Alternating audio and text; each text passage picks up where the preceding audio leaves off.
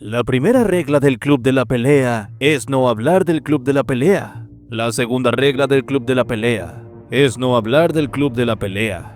El Club de la Lucha nos llegó a finales de 1999 para regalarnos una de las mejores historias del cine, referencia de culto. David Fincher supo jugar con todos nosotros a cada segundo que pasaba de metraje, tomando las ideas del libro del mismo nombre del escritor Chuck Palahniuk, el cual hizo una secuela en formato cómic debido al éxito del film. En cuanto a la película se refiere, aunque no lo descubramos hasta el final, hay muchas pistas sobre Tyler, pero más allá de eso, hay muchos detalles escondidos que tienen completa lógica. Repasemos algunos de ellos. La interesante y escondida advertencia de Tyler Durden. Para cualquier persona que tenga el Club de la Lucha en DVD, puede comprobar cómo antes de llegar a los créditos aparece un aviso típico de advertencia. Denle al pausa justo después y vean cómo tras ese anuncio se esconde un mensaje firmado por el propio Tyler, interpretado por Brad Pitt, que dice lo siguiente: si estás leyendo esto, esta advertencia es para usted. Cada palabra que lee de esta inútil letra pequeña inútil le está quitando un segundo de vida. ¿No tiene otras cosas que hacer? Es su vida tan vacía que honestamente no puede pensar en una mejor manera de pasar estos momentos, o está tan impresionado con la autoridad que le da respeto y crédito a todos los que la reclaman. ¿Lee todo lo que se supone que debe leer? ¿Cree todo lo que se supone que debe pensar? ¿Compra lo que le dijeron que debía querer? Salga fuera de su apartamento, conozca a un miembro del sexo opuesto, detenga las compras excesivas y la masturbación, deje el trabajo, comience una pelea, demuestra que usted está vivo. Si no reclamas tu humanidad, te convertirás en una estadística. Usted ha sido advertido. Tyler. El tipo de letra de los créditos de Fight Club. A menos que seas un experto en caligrafía, probablemente no te hayas dado cuenta de este detalle. La fuente utilizada para los nombres de los créditos se llama Fight This. Los mini flashes de Tyler, que si parpadeas te los pierdes. Todos recordamos que la primera vez que Tyler Durden se encuentra con el narrador Edward Norton es en un vuelo, pues es incorrecto. Ya habíamos visto al personaje de Pete 4 veces antes en forma de flashbacks, solo que igual pasó desapercibidos, pues lo hace por apenas unos segundos. Parpadea y te lo perderás. Para que estés atento en el nuevo visionado, vamos a dejarte aquí las susodichas 4 apariciones, todas ellas durante la charla del narrador con un médico. Primero aparece una décima de segundo justo cuando el prota dice dolor. Después, es quien pone sus brazos sobre el hombro de alguien en el grupo de apoyo durante la frase abrirnos. Una vez más, se materializa cuando el narrador está mirando a Marla alejarse, y a la cuarta vez, es cuando el narrador está en la oficina y dice la palabra copiar. La aparición de Tyler muy bien escondida. Además de los pequeños momentos que comentábamos antes, hay otra breve aparición de Tyler antes de su presentación formal. Mientras el narrador está en su habitación de hotel, observamos sin pensar en su estado semiconsciente. Hay una foto de un grupo de camareros diciendo bienvenido, y si miras detenidamente, Tyler, o al menos Brad Pitt, está en el extremo derecho.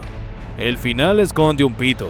¿Qué pasa si te digo que hay un pene al final de la película, justo cuando se está desvaneciendo todo? El motivo de su aparición es un guiño al trabajo como proyector de películas del que habla Tyler, quien se jacta de incluir momentos de pornografía entre los carretes para dejar a los espectadores incómodos sin saber realmente por qué. El homenaje a Robert De Niro. Desde los inicios de la película vemos múltiples escenas del narrador yendo a reuniones de apoyo. En cada una de ellas usan un alias. Y atención, porque no todos son aleatorios. Todos los nombres son personajes que ha interpretado Robert De Niro. Leonardo DiCaprio también aparece. Hay un cameo que pasa desapercibido en esta historia llena de grandes nombres de galanes de Hollywood, el de Leonardo DiCaprio. El actor no muestra su cara, pero la niebla que rodea al narrador cuando ve a un pingüino deslizándose es en realidad el aliento helado robado y ampliado que suelta DiCaprio al final de Titanic. El guiño a Memento de Christopher Nolan. El teléfono de Teddy en Memento es el mismo que mete Christopher Nolan en la llamada de Marla en el Club de la Lucha. Café Starbucks por doquier. No hay una sola escena en que no se cuele una taza de Starbucks. La pista del teléfono. Cuando la casa del narrador explota en un terrible aluvión de llamas y destrucción que Tyler confiesa luego haber planeado, no le queda otra que considerar nuevas opciones de residencia temporal. Y claro, es Tyler su opción. ¿A quién llama desde un teléfono público? No responde, pero le devuelve la llamada al instante. ¿Qué ocurre aquí? La cámara se acerca al texto que aparece en el teléfono, y aunque las palabras son borrosas y difíciles de descifrar, lo que pone son: no se aceptan llamadas entrantes. Esto es, que aquí va la primera y sutil pista de que Tyler no existe. Ropa interior a juego. Otra pista. El vestuario de los protagonistas es realmente interesante. Son reflejos de sus personalidades. Sin embargo, hay algo que comparten. Los boxers. Por mucho que Tyler sea un excéntrico vistiendo, la ropa interior es de lo más tradicional. Es más, hay un guiño a que ambos son la misma persona cuando los vemos convivir juntos. Y es que el narrador, que huye de su casa con calzoncillos de cuadros, aparece en casa de Tyler con la vestimenta íntima a juego. No se permiten estrellas de rock.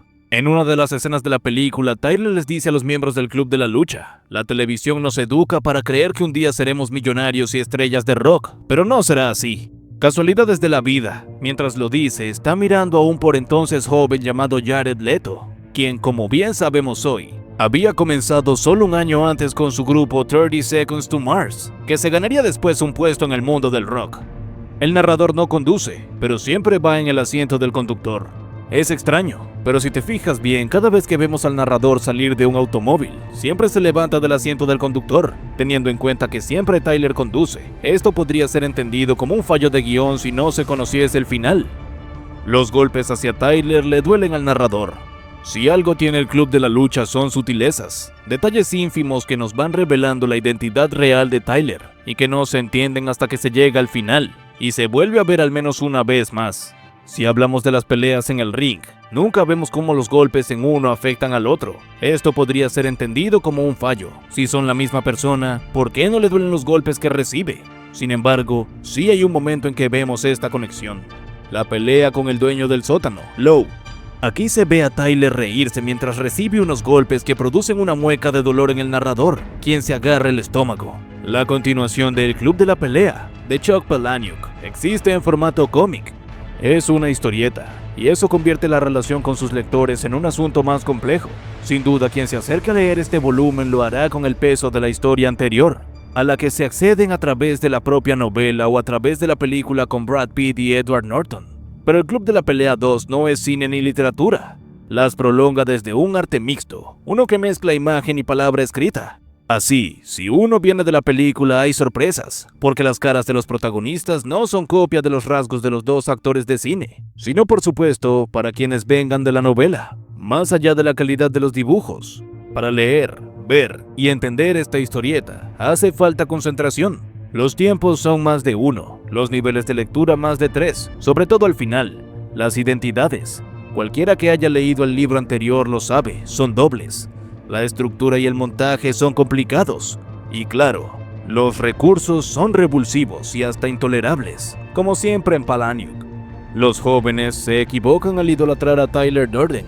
Vale, déjame empezar diciendo que no hay una forma correcta de interpretar las películas. De todos modos, un error común sobre Fight Club de David Fincher es que es una gran película sobre lo insignificante que eres como ser humano.